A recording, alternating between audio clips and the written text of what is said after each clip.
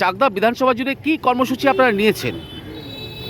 আমাদের আজকের এই শুভ সকালে চাকদা বিধানসভা কেন্দ্রের মধ্যে আমরা যে কর্মসূচি নিয়েছি সেই কর্মসূচি হচ্ছে আমাদের রাজ্যে যে আমাদের বন্দে মাতরম উদযাপন যে সমিতি, সেই সমিতির উদ্যোগে সারা রাজ্যব্যাপী যেমন আমরা এই অনুষ্ঠান কর্মসূচি পালন করছি, আমরা তারই ফলশ্রুতি হিসাবে আমরা চাকদাও সেই উদযাপন আমরা এখানে পালিত করছি।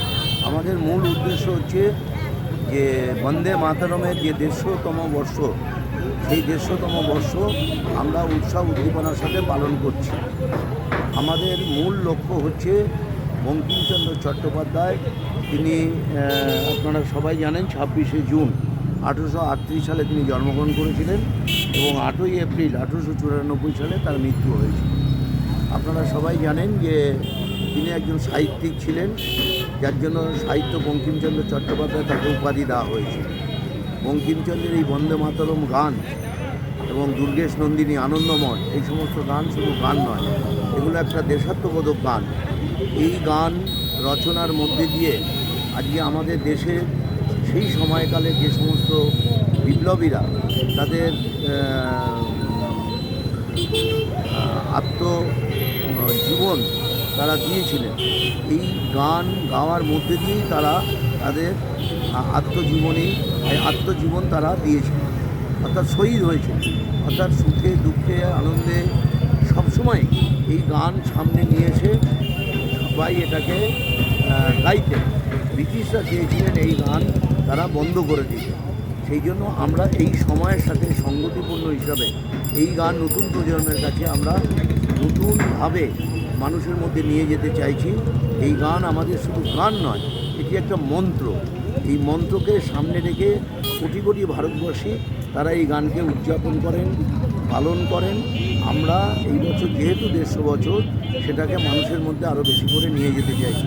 আমাদের চাকদা বিধানসভা কেন্দ্রের সর্বত্র আমরা বঙ্কিমচন্দ্রের এই 150 বছর উদযাপন করার ভাবনা নিয়েছি এবং তাকে ছড়িয়ে দেওয়ার চেষ্টা করছি। মানে এই উপলক্ষে কী রয়েছে কর্মসূচি? যেমন এই কর্মসূচিকে সামনে রেখে আজকে আমরা মূলত ছোট ছোট বাচ্চা থেকে বড়দের বসে আঁকো প্রতিযোগিতা করছি। আমরা যে সমস্ত গানের শিল্পীরা আছে তাদের গানের প্রতিযোগিতার আয়োজন করেছি। তারপরে আমাদের আবৃত্তি, কবিতা এই সমস্ত করার আয়োজন করেছি। আজকে প্রাথমিক পর্বে আমরা এই কাজগুলো করছি। আজকে এখানে যে বঙ্কিমচন্দ্রের সাহিত্য সম্রাট বঙ্কিমচন্দ্রের যে স্ট্যাচু, এই স্ট্যাচুতে মাল্যদানের মধ্যে দিয়ে আমরা আজকে আমাদের এই সূচনা করলাম। এই কর্মসূচি আজকে আমাদের চলবে। আগামীকাল আমরা এই কর্মসূচিকে সামনে রেখে আমাদের সম্প্রীতি মঞ্চে আমরা একটা বড় অনুষ্ঠান করছি, সেখানে মান্যগণ্য ব্যক্তিরা আসবেন। এই এলাকার বহু সাহিত্যিক, শিল্পী, তারপরে বসে আঁকো প্রতিযোগিতা যারা করেন তাদের অভিভাবকরা সেখানে অংশগ্রহণ করবেন। প্রথম পুরস্কার হিসাবে আমরা 15,000 টাকা, দ্বিতীয় পুরস্কার হিসাবে আমরা 10,000 টাকা এবং তৃতীয় পুরস্কার হিসাবে আমরা যারা কমপ্লিট করবে, ফার্স্ট সেকেন্ড থার্ড হবে, তাদেরকে 5,000 টাকা করে দেব।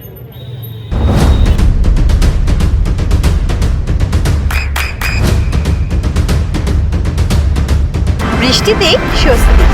বৃষ্টি অ্যাকোয়া, বিশুদ্ধ পানীয় জল। দেখুন, আজ বন্দে মাতরমের সার্ধ শতবর্ষ উদযাপন সমিতি দ্বারা চাকদহে শহরে বঙ্কিমচন্দ্রের চট্টোপাধ্যায়ের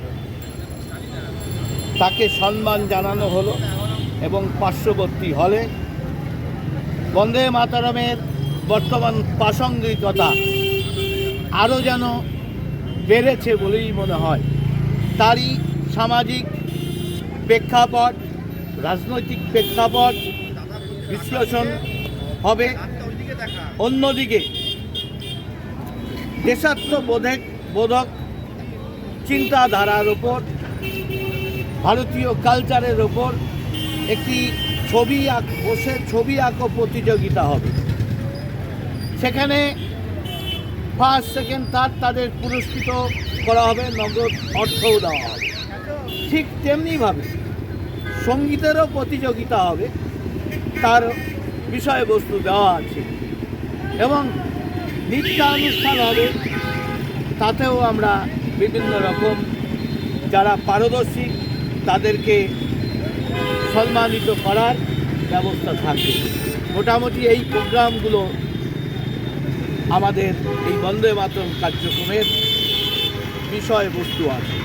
আজকে দেখলাম এই যে বঙ্কিমের মূর্তির সামনে চারিদিকে আপনারা প্রোগ্রাম করবেন বলে তৃণমূলের পতাকায় ঘিরে দেওয়া হয়েছে, কীভাবে দেখছেন এটা?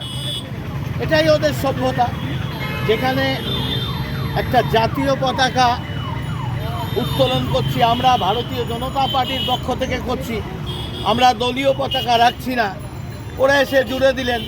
এরা তো বন্দে মাতরম বিরোধী, আবার কোথায় এই ছবিটা তুলে নিয়ে বলবে আমরা বন্দে মাতরমের পক্ষে।